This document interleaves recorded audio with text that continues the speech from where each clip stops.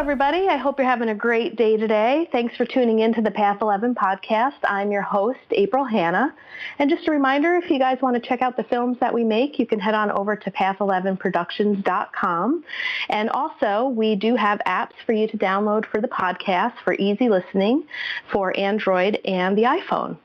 So we have a really great show today. I'm very excited to invite Christine Breese onto our show. And she is a woman who is really just doing wonderful things in the world, and we are going to be talking about her University of Metaphysical Sciences. And she also has a retreat center. It's called Gaia Sagrada Retreat Center in Eco Community, and that is located in Ecuador. So we'd love to bring shows to our audience about people who are just doing great work in the world and doing everything that they can to raise consciousness to help heal our planet. And Christine is one of these people who is doing great work. So welcome, Christine. Hello. Thank you for having me on your show. Yeah. So before we kind of get into how you built this University of Metaphysical Sciences, can you let our listeners know a little bit about your spiritual path and how you came to do what you were doing? Well, it started out with learning how to meditate, just like it starts for a lot of people. I've always been kind of spiritually inclined, even when I was young. My parents said I was always this way, so I guess but when I first got out of high school and all of that, I was a little disillusioned with Christianity because I'd grown up with it, like there was more to it than that. And so I started studying, and I respect Christianity, and it's a really good way to start in life because, it taught it gave me a moral compass that was necessary. And but then I started studying all the world religions and wanted to try to find what was in common between them all.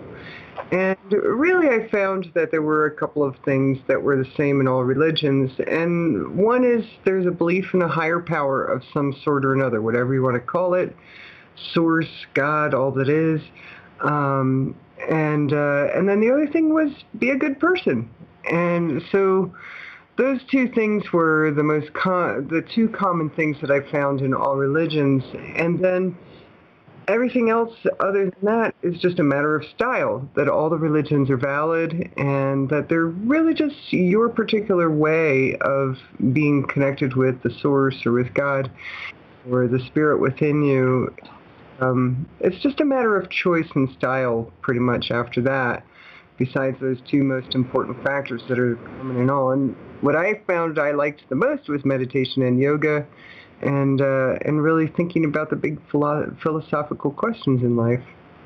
And so I started with meditation, and that was profound, and started having astral projections, learned how to see auras and chakras, and now I'm working on telekinesis. I'm trying to learn how to turn off light switches from across the room, but all I can do is blow out light bulbs right now.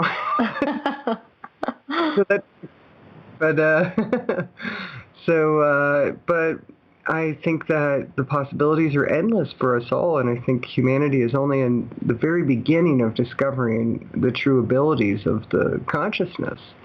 I had to go away from civilization for a while. There was a period where I thought, everything looks okay on the outside, but I'm so miserable inside. What is wrong with me? And I just felt like, okay, I'll go out to the wilderness.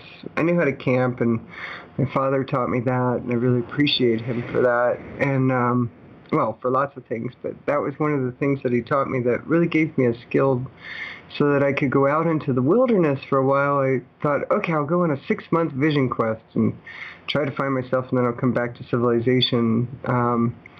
And it turned into 6 years, and I went into deep healing and deep self-introspection and learned a lot, and learned how to tap into that wisdom that's in all of us, and from there it grew. Wow, so 6 years. So was it through your 6-year journey that you decided, kind of coming out of that you wanted to create the University of Metaphysical Sciences? What happened was I was really enjoying living in the wilderness because it's easy to be zen on top of the mountain. And without anybody challenging you. And I was having such peak spiritual experiences that I didn't want to come back into civilization. I was like, I just want to live in the wilderness with the spirit and talking to the animals and the trees and I was in such an altered state living in the wilderness. And I was with the medicines too and was journeying and just really working on myself. And then there came a point where spirit just shut everything down. I couldn't see the auras anymore. I couldn't astral travel anymore. Nothing was happening. It seems like suddenly I couldn't communicate with nature anymore. It was almost like spirit was like, now you have to go back out into civilization. We didn't give you all this so that you could just be out here and enjoy yourself. You have to share this with the people. And so I went back to civilization, and it took a while to adjust because it's so loud in civilization. Just there's like a 33 hertz hum in the cities all the time, just from the cars and the activity and all of this. And I never heard this before, but when I came back, I was like, oh my gosh, our civilization is so loud. and then I started teaching meditation classes for free just to hone my skills, and then later it turned into, okay, I'd charge $5 for the class, and people would be with me for about a year or so, and I'd have them go through this whole thing that I had designed, and a lot of them said at the end, like, gosh, I feel like I've changed so much, I should have a degree or something. And I said, yeah, that sounds like a good idea. And I had always fantasized about making a school, so I thought, okay, well, let's do it. But I only had $200 and classic Macintosh computers the size of a shoebox with a screen the size of a 3x5 index card. And that's what I started the school on. Started writing the courses and then gathered a lot of writers and who specialized in their fields and came up with an incredible curriculum, made the meditation CDs, everything. So that's how it started. And then it just grew and grew and grew. And now it's pretty big. I mean, now the school is the largest of its kind in the world. And we serve students in 127 countries all over the world. And we have many, many tens of thousands of students. So could you tell me a little bit more about how large the school has grown up until now, and how many students are in the school, and how many courses do you have? Well, right now we have tens of thousands of students from all over the world, 127 countries. And University of Metaphysical Sciences has become one of the biggest school of its kind in the world right now. And the students are just from everywhere, all kinds of cultures and countries, and they study online. They don't have to be here physically. Everything is online. The meditations are like the lab work of the courses, and the courses are in PDF files. And the meditations are in MP3s, and so everybody can download everything. And take their exams online, and they get their degrees online, everything. We send them by postal mail their degrees, even if it's in another country. And we're getting ready to install a more interactive online situation like the online colleges have, where the students can talk with the teachers, and there's discussion groups, and we're even getting ready to make videos for all the courses, so it's getting something that's in a continuing development. It never really ends. But the school's gotten really big, and it's pretty hard to keep up with it now. Yeah, I see that. I mean, you guys offer bachelor's degrees all the way up to doctoral degrees, and I think the important thing for people to know is you're also accredited. So can you also talk about the accreditations, that, this isn't just like, an online, metaphysical school where you're getting a certificate, but I mean, these are real degrees here. They are. I forgot to answer your other question about how many courses there are. There's 80 courses in the school, but we're always adding more, just so you know. Uh-huh. And the accreditation isn't the kind that can get federal student loans, though. It's not called Title IV accreditation. It's religious degree accreditation. And these are actually religious degrees. They're not secular degrees that can get federal student loans. But it's very hard to get a religious degree that's actually accredited by an agency that accredits religious schools. And a student, when they get their Ph.D., it's important that they don't call themselves just the Ph.D. It's you need to specify that it's a Ph.D. in Metaphysical Sciences, for instance, or Metaphysical Counseling, or Holistic Counseling. There's different kinds of different names of the degrees. And we always try to tell people, please don't try to fake it that you have a secular degree. So, because sometimes people try to bypass the secular degree field, and it's important not to do that. But religious degrees are real degrees as well. And we also ordain everyone as a minister, because this gives you the permission to work as a spiritual counselor, and also a practitioner's certificate, which gives people permission to do hands-on healing. Wow, okay, great. And then can you talk about who it's run by? The Wisdom of Heart Church, of the Heart Church, and it's a 501c3. So can you talk a little bit about that? Wisdom of the Heart Church is, in order to have a religious school, you have to have a church. And so some people have a knee-jerk reaction with the word church, but it's not your typical church. We're really open to all walks of life, anything from American Indian to metaphysics to New Age to the Eastern religions, meditation. Metaphysics is sort of like a melting pot of all types of paths.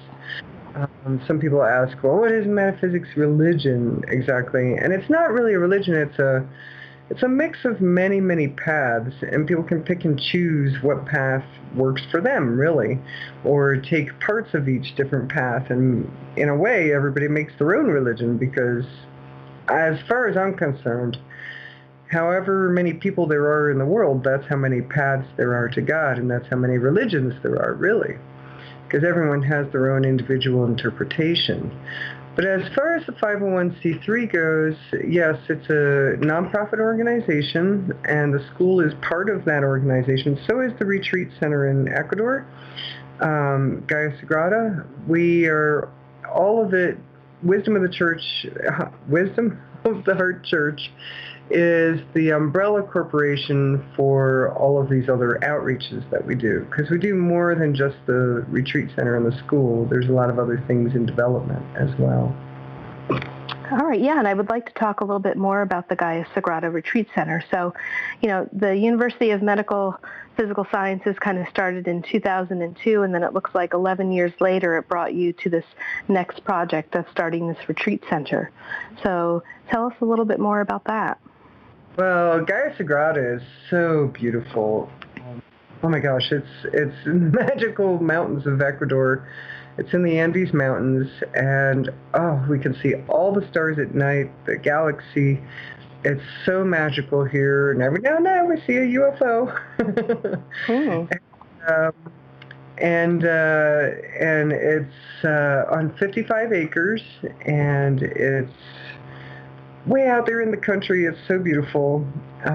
We have an Ecuadorian community around us, which is really lovely. If you wanted to see all the traditional Andean mountains types of people who are Ecuadorians who live here, who are actually the ones where all the shamanic traditions come from.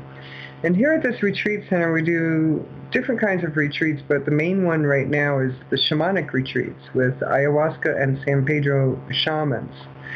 And they give the ayahuasca medicine and the San Pedro medicine, and we have sweat lodges, and it's really profound, the work that we do here.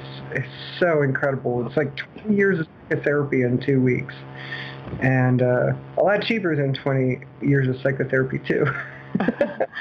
Yeah, I'd like to go a little bit deeper into the ayahuasca ceremony. Now, I know we've had a couple of other people on the show speaking about that, and here over in the States, ayahuasca is kind of something that's, not legal. If you do a ceremony, nobody can really give information out about how they got it or where the ceremonies were kind of taking place. It's basically if you know someone who knows someone and you kind of land to where the ceremony is kind of happening, and it's not as open and free here. But I know a lot of people are interested in it because it can help with spiritual development and kind of very intense spiritual experiences. So can you talk a little bit more about what ayahuasca is and then what the ceremonies are like? Yeah, it's definitely a fast track. It's like a quantum leap in your spiritual growth, and it puts you in touch with the wisdom within you. It's like a shortcut to getting deep inside to meet the master within.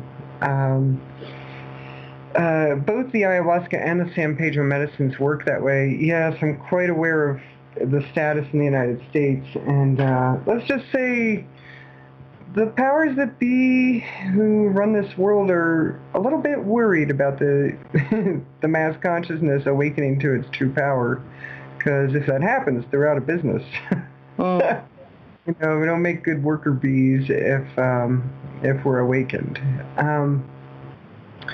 So the ayahuasca and the San Pedro, the ayahuasca is the feminine medicine.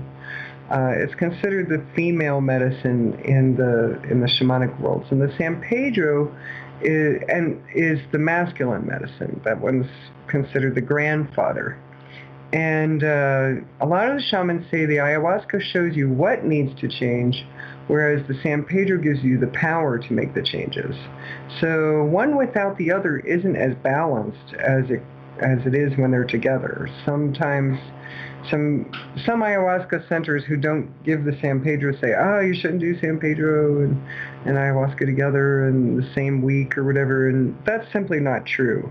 Those are people who simply don't offer the San Pedro, because when we offer them together, people say it's so much more powerful.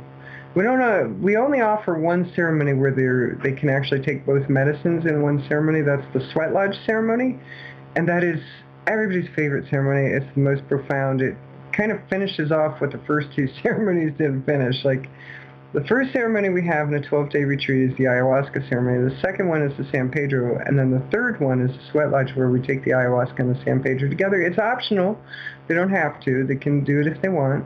And whatever the first two ceremonies didn't finish, usually the sweat lodge finishes with the two together. And it's like having your grandmother and your grandfather together, holding you hand in hand, helping you with your journey. And it seems really important that both are together. And there's more centers offering them together, but there's still so many that only offer one or the other. And I personally think that it's not a balanced experience if you don't experience them both. So what brings people to an ayahuasca or San Pedro ceremony? I mean, what would you say, although I'm assuming that each experience obviously is individual to the person. There's probably no ayahuasca ceremony that happens that are ever identical, because we're each individual and unique and probably have our own lessons to learn. But is there something like in the bigger picture that collectively people who have gone through a ceremony like this would say, this is how it transformed me, this is the reason why I went and I got exactly what I was seeking for? What's the actual purpose of wanting to go into a ceremony like this? Well, it usually starts with people wanting to change their life. A lot of the people have tried a lot of things. They've tried a lot of methods. They've tried a lot of techniques. They've read all the self-help books. They've went to a lot of workshops, and they're still not fully healed from the past or let go of the anxiety about the future. And so usually people have reached the end of the line. Not always, but most commonly, people are like, all right, that's it. Or they come for physical healing, like if they've gotten an illness or something. But a lot of people have tried everything else, and they're like, all right, that's it. I got to try this. This is my last attempt at trying to heal my life. And a lot of times, not always, but a lot of times people are like, all right, I really need this to be done. I need to be healed. Or a lot of the theme also is people trying to find their life purpose. That's the other most common theme, either healing the past or healing from the anxiety about the future, or finding what their purpose in life is because they're still not able to determine exactly what they're supposed to be doing with their life. Well, after these retreats here, not only is the past let go and the healing happens in a really profound way, where people just finally are able to make peace with it, but also people really get a clear picture about what their life purpose is. And, because there's a lot of angels coming here who are trying to figure out what they're supposed to be doing to help humanity. And somehow the medicines show them a lot of things about themselves and a lot about what their mission is about. And the other thing that happens is people get a whole new world perspective. Not only a new perspective about themselves, a new world view is the other thing that comes out of it, where they're not so distressed about the challenges that humanity is going through right now. And because right now it looks like the world is in chaos and going mad and looks like it's going in a handbasket to hell, really, and that humanity is not going to recover from what's going on, but they have a renewed sense of hope about it, and that they have a part in this. Because awakening is spreading like wildfire through humanity right now, and there's going to be a moment when it reaches a critical mass, when it just becomes really evident and things move really fast into a better space. But right now, there's so many people who are in the closet, they still have their corporate jobs, they can't show that they're really spiritual. A lot of people are still hiding this awakening that they're going through. There's going to be a moment when it's not hidden anymore. And these medicines help people move into being more willing to be a visible light bearer in this world. Not only to heal their own life, because that's where it starts. Heal or heal thyself first. But then they see where it can move, where the healing that they've done for themselves can move out into a bigger mission in the world. And it's a beautiful thing to witness, because people are so different after they come here for a retreat. We really should take before and after pictures, because before they come, or when they first get here, they're all kind of a little bit nervous, they look a little bit unsure, some are even scowling. And then the after picture, everybody is just shining and bright and changed, and oh my gosh, it's so profound, the difference. Now, I have a question, because I think I can't remember the movie, but sometimes when Hollywood depicts ayahuasca ceremonies, I think it was something like a couple's retreat or something, some funny comedy. I mean, they make it look like it's very painful, like people are vomiting, throwing up, getting very sick. Some people that I have spoken to who actually went through the ceremony, they raved about just how transformational it was, but at the same time they said they kind of felt like they met their own death in order to be reborn. And so it does sound kind of like a scary, uncomfortable experience. Is there anything for those people out there like myself who would be totally just petrified to try this, to kind of be encouraged to say, well, you get through it, you live, you really don't die, and yeah, there might be some physical things that happen to your body during it, but it's a purging. I don't know. Is there anything that you could say about the actual ceremony, or is it not being depicted correctly in Hollywood when you see these ayahuasca ceremonies that these people are going through? Yeah, it can be a little dramatic sometimes. I had a friend once who was like, what? People go there and they throw up and they poop their pants and they pay for this? Right. And it's not that bad. It really isn't. We do always say never trust an ayahuasca fart. If you feel like you got to go to the bathroom, you go. Because sometimes it can come pretty strong, pretty fast. But it's a cleansing. It's really a big cleansing. Ayahuasca knows every Twinkie and Big Mac you've ever eaten, and it clears out all those toxins out of your body. Usually the first ceremony is a big cleansing of the physical body, so that then you can have the goodies after that, the spiritual goodies. So what happens is the ceremony starts out really quiet with everybody speaking their purpose and what their intentions are, or saying it quietly as the shaman prays for the purpose of the ceremony, and then they take the medicine, and then about a half an hour to 45 minutes later, maybe an hour, the first person may throw up, and sometimes it's like a domino effect. Then the others feel it too, and it happens for several people. Not everyone. It really doesn't happen for everyone. Not everyone throws up. It's not. It really isn't.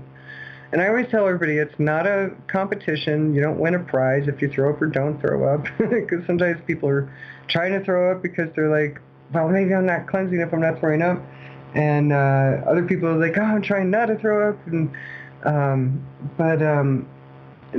what happens is we always find that all the vomit in the end of in the bucket at the end of the night is far more than the medicine that the shaman gave out. And what the medicine does is it literally collects things in your body, in your emotions, in your mind, things that you no longer need. And it seems to turn into this physical release. Not all purging happens through vomiting, though. Sometimes people feel like they gotta throw up, and then they cry, and then they don't have to throw up anymore. Or sometimes people feel like they have to throw up, but then they start doing deep breathing and find that they need to learn how to breathe better. There's all kinds of different ways that the body can release. Usually it's an emotional release, though. A lot of times people have blocked emotions that the medicines move. And what happens with this is that people either cry, or sometimes they need to vocalize some kind of hurt feelings about something. And then there's a freedom after that they've never experienced before. And I know there's some videos online with people screaming and, acting like they're being possessed and all this stuff. I mean, this stuff is drama. And we don't believe in having these kind of ceremonies. We don't feel that this is the proper use of the medicine. It's not for an outward expression. It's for going within and really doing the work. Because if it's out on the surface and it's out in the physical world, then you're not really getting to the core of the problem. You're not really getting to the deep stuff far inside in that universe that's inside you. And sometimes a person expresses and does have like a kind of meltdown. And when that happens, we take them out of the Maloka, we take them to another spot, and we put them, it's a little ways, it's close, but just a little bit out of the area, so nobody has to listen to somebody crying really hard or something if that's happening. If it lasts more than 5 or 10 minutes, we always take them to this other space that's really beautiful with a little mat, and we always have people sitting with them and taking care of them. And we have a lot of helpers, because you can't do this kind of work without a lot of help. And while they process, we talk them through it. We sing songs to them sometimes, and sometimes we do psychic surgery if the person really needs an adjustment, and the person who is working with them can see the auras and be able to see what chakras are blocked. Usually that's me.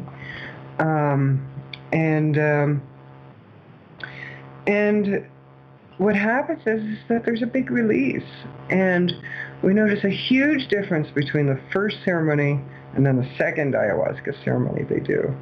The first ceremony, there's a lot of anxiousness, there's a lot of fear, then there's a lot of release. And the second ceremony is so peaceful, it's amazing. And very few people throw up in the second ceremony. So it's not something that happens every time.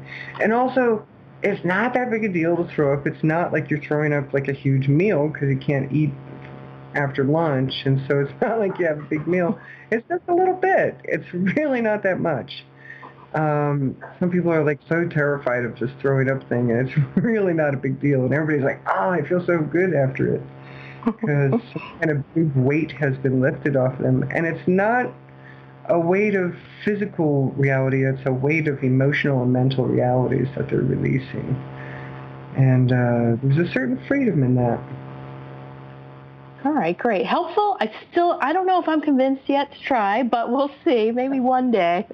Well, if a person is curious about it and they're still a little nervous, there's only one way to find out, and that's try it. Right. Right. Exactly. So I have a question, like, what's the difference between taking drugs or, tripping or something like that as opposed to taking ayahuasca? Drugs and medicine are not the same. Drugs cover up the problems, whereas medicine heals. There's a difference. When people take it recreationally, it's not the same as when it's in a situation like a ceremonial experience. It's really not the same, because in a ceremonial experience, it's a medicine. It's for healing. It's not for just partying. Right, and that's true. It's a really different focus, and it makes a big difference in how it works. And then it's not so scary. And yeah. And this is like a shamanic tradition that has been practiced for years and years and years. I mean, this is really an ancient spiritual practice, correct? Yeah. Oh, it's been here before the times of Christ. It's been around. Right. And, of course, I have to ask this because I'm sure somebody else is thinking of it. To your knowledge, has anyone ever died during a ceremony? Not in ours, because we do it right. There are places where people have died, and it's because they mix other things into it that shouldn't be mixed in. Ayahuasca never killed anyone, but some of these other things they mix into it, like toe, which is datura, sometimes they mix that into it to juice up the ayahuasca experience, but then you're not meeting ayahuasca, you're meeting datura. And that's actually a medicine for people who are on a serious shamanic path to meet your fears. And that's not for beginners. You need to have a lot of experience in the spirit world to really understand what to do with that. And I've been there, and it's warrior medicine, and you can't do that if you're a beginner. And it's also very toxic. And then sometimes the other thing that usually kills people is the nicotine. Sometimes some places mix nicotine, really heavy nicotine, into the medicine because they believe that it helps carry the medicine. But a person who is like, there's some people who are very allergic to nicotine. And if they've never smoked cigarettes, or they've never, they drink the nicotine in the medicine, or sometimes they have just the nicotine purges, which are also very dangerous. And a person who has an allergic reaction to the nicotine, they could die, and you can't save them. And so we don't allow those things here. Our shamans are under contract only to make the purest of medicine. In the ayahuasca, there's only the vine and the leaf. That's it. Nothing else is added. The San Pedro, only the cactus. Nothing else. Because those two things, those medicines, when they're made pure, they have never hurt anyone. So if you're ever going to go to a center, make sure you find out. And sometimes they're not going to be honest with you about whether they mix anything or not. So do your research online and make sure that you don't just pick some center and don't do any research about it. I always suggest look at testimonials of third-party websites that the center cannot control, because the testimonials on any center's webpage are kind of irrelevant, because they're never going to put a bad testimonial there. There's never going to be a bad review on their own site. But if you go to TripAdvisors or you go to ayaadvisors.org, you're going to find reviews about a place that the center cannot control. And then you're going to know whether that center really carries through or not with the good experience, and whether it's really safe. And people report that they feel safer here than they've felt anywhere. I mean, there's people who come here who have been to other centers, and they say we do it better than any place they've ever been. So, that's a really big testimonial, and we've become well known as one of the safest centers in the world. And whenever there's a problem with some ayahuasca center or something, usually people call us and say, what do you say is going on? How can you help me? Or people say, I've chosen to come to you guys because you have the safest reputation in all of the testimonials and reviews. We have hundreds of reviews out there, and it's just, we really do get all these good reviews.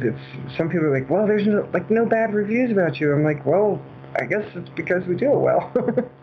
Right. Well, gosh, I'm glad I asked that question, because I really had no idea, but really important to know just from what you're saying, that people really do their research and ask questions. And I think it's great, the feedback that you gave for them to look at those third-party sites. Well, that's the other problem, especially with Peru. Anybody can call themselves a shaman and hang a shingle and start giving ceremonies. Somebody who's done 3 ceremonies and think they're a shaman now, and they can get a hold of medicine, they call themselves a shaman, they open a business, and these are people without experience. These are people who do not know what they're doing. They have not been trained in shamanism, and this is rampant in this business now.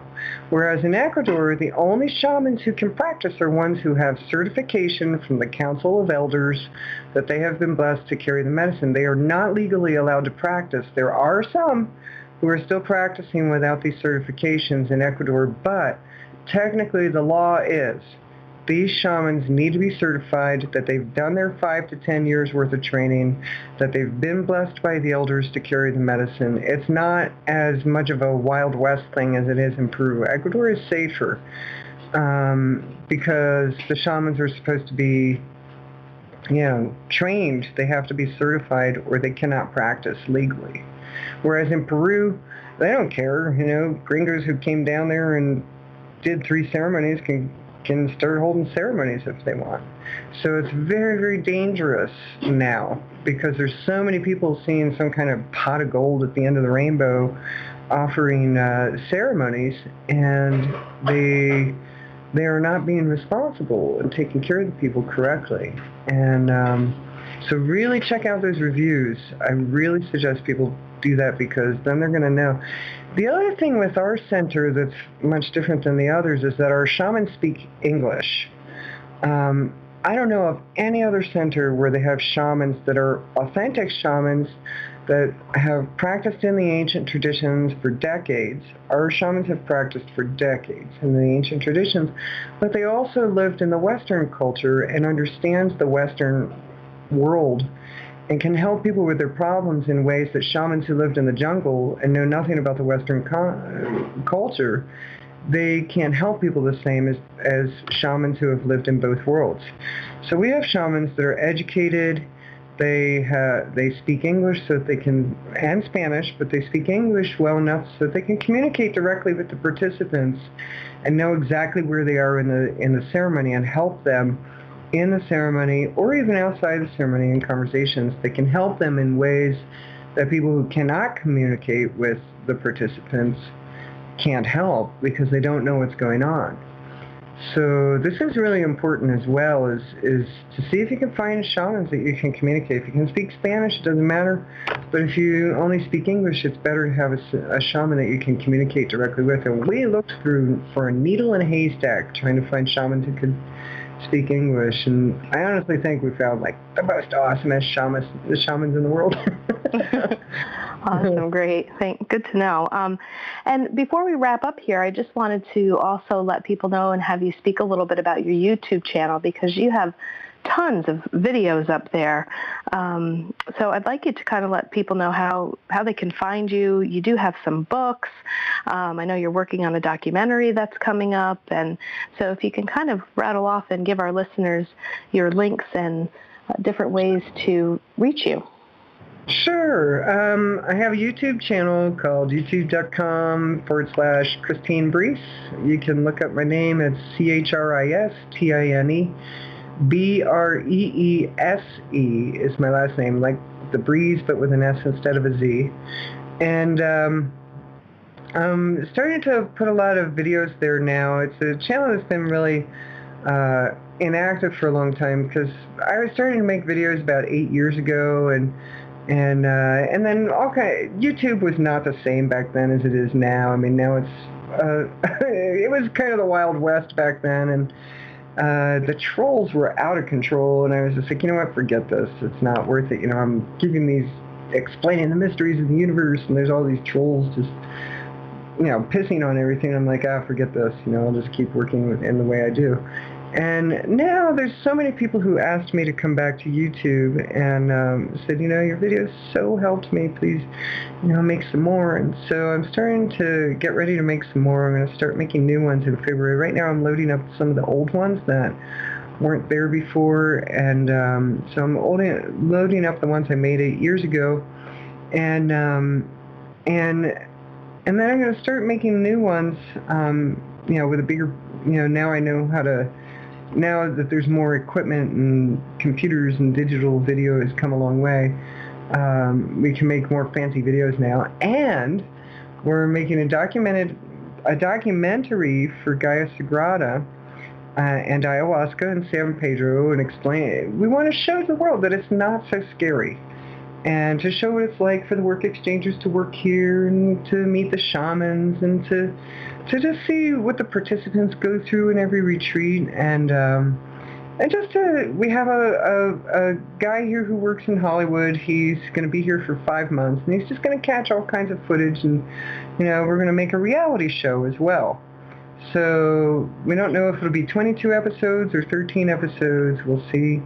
And this will go up on YouTube as well, so that people can really have an inside look into what being at a center like this is. Because there's lots of documentaries out here talking about ayahuasca and interviews with people, but there's nothing that really gives you an inside look at what it's like to be at an ayahuasca center as a work exchanger, as staff, as a participant, as a shaman. We're going to give all perspectives, and it's really fun, and there's a lot of laughter, and it's really sweet, and the throwing up is like, it's like 30 seconds compared to like all of this amazing stuff.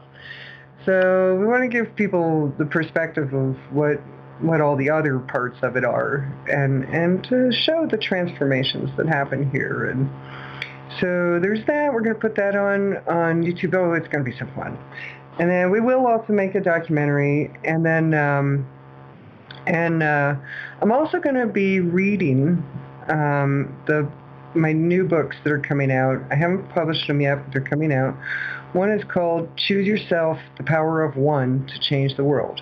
I feel like this book is really needed now, because so many people want a better world, but they don't know what they can do as just one person without a lot of money and all this stuff. Right. And then the other book is called Integrity Handbook for Spiritual Teachers and Students, because there's a lot of people entering the world of spiritual teaching right now, and a lot of people seeking, but there's no real handbook, there's no real guidebook on how to do this right, and how to do this in a way of integrity. Because there's spiritual teachers now who are just popping up all over the place, and they don't have any training. That's one of the reasons why I created the school as well, is so that there's training for these people who are trying to enter this field, so that they can do it in an integrity way, and understand what they're really getting into, and understand this power that they hold over spiritual seekers, especially if a spiritual seeker is in an adoration phase of their path. It's really important to handle that kind of energy correctly. And so I'm going to put audio versions of these books online as well on YouTube, and we're going to see what publisher wants to carry it. So we're still in that phase right now. So if they want to come to my YouTube channel, the username is Christine Breese. We also have a channel called Metaphysical Sciences, which we're going to be putting out new videos there as well from the school. If anybody wants to come on Facebook, I have 3 groups. One is, these are Facebook groups. Christine Breese, for anybody who wants to connect with me. Christine Breese and Friends is what it's called. We have Gaia Sagrada, which is the Gaia Sagrada Facebook group for all the ayahuasca retreats. And you don't have to have come to a retreat here to be part of it. If you're interested, you can be part of it. And then there's also a group for University of Metaphysical Sciences.